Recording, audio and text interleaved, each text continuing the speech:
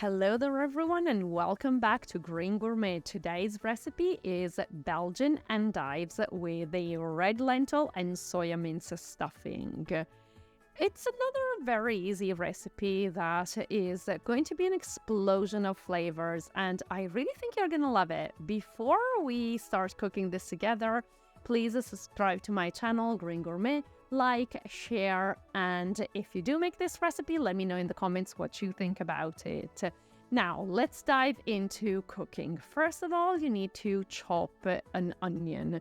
Just do this very, very finely because we don't want to find onion chunks in the red lentil stuffing.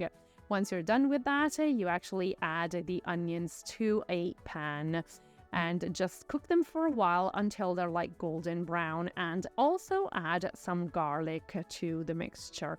And once they are nicely cooked and golden brown, we add the red lentils. Just make sure that you wash the red lentils very, very well under running water before you add them to this recipe. Just mix it very well, and then you add the soy mince to the recipe. Again, give it a nice stir and then let it cook on a very low flame for a few minutes so that the ingredients start blending together. And then this is when you add the white wine. Just make sure that your flame is very high now because you want it to evaporate very quickly. Just mix it very well, and now it's the time to add a couple of spoons of soy sauce. That is going to give the nice salty touch to this stuffing, and approximately half a liter of vegetable broth. And maybe start with slightly less and see where you get, because the idea is that when you cover it with the lid and you let it cook for approximately 20 minutes, the broth has got to be completely gone. So it doesn't have to be runny for this one, because otherwise the stuffing is not going to stay on the Belgian endives. Once it's cooked, just smash it a little bit. It doesn't have to turn into a puree, or so just smash it coarsely.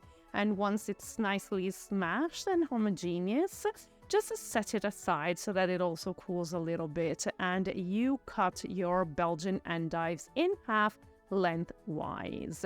Once you've done that, add a little bit of salt because the Belgian endives tend to be extremely sweet.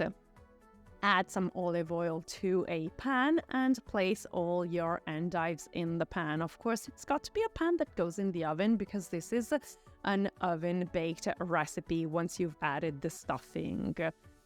And then we move on to adding the stuffing to all our Belgian endives. So just make sure that you put enough stuffing on them. Oh, of course, also add a little bit of pepper. I forgot, if you like.